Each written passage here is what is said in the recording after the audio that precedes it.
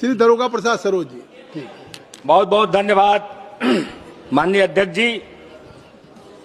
मैं आपके माध्यम से केंद्र सरकार और उत्तर प्रदेश सरकार दोनों का ध्यान सबसे अपने संसदीय क्षेत्र लालगंज और जनपद आजमगढ़, बलिया, गाजीपुर, मऊ की तरफ एक अत्यंत गंभीर समस्या की ओर आकर्षित करना चाहता हूं। मान्यवर, विगत माह में मेरे क्षेत्र के अतिवृष्टि के कारण धान की फसल व्यापक स्तर पर नष्ट हो गई।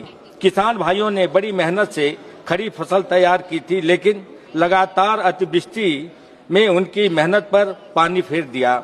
इतना ही नहीं, वर्षा के बाद सैनिक नामक एक कीट जो धान खड़ा था उसको भी काट करके जमीन पर फैला दिया, जिससे हजारों किसानों की आजीविका पर गंभीर संकट आ गया है।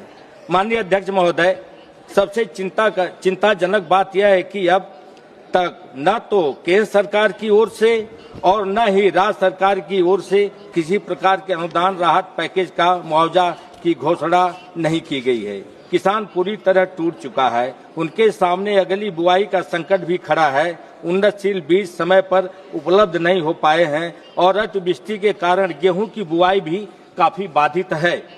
अतः ऐसे समय में मेरी मांग है, माननीय बैठ के बात करें। हुड्डा जी बैठ के बात करें। माननीय आपके माध्यम से इस प्राकृतिक आपदा से हुए फसल नुकसान का संयुक्त सर्वेक्षण तुरंत करवाया जाए। दूसरी बात यह, केंद्र और राज्य सरकारें मिलकर प्रभावित किसानों को समुचित और त्वरित मुआवजा उपलब्ध कराए। आगामी रबी फसल के लिए उन्नतशील बीज की उपलब्धता सुनिश्चित की जाए ताकि किसान पुनः खड़ा हो सके। किसान हमारे देश के किसान हमारे देश का अन्नदाता है। यदि वह संकट में है तो प्रदेश और दोनों संकट में है। अतः मैं सरकार से आग्रह करता हूं कि इस मुद्दे को तत्काल गंभीरता से लेते हुए राहत कार्य सुनिश्चित कराएं। इसके लिए मैं आपके माध्यम से सबका धन्यवाद ज्ञापित करता हूं।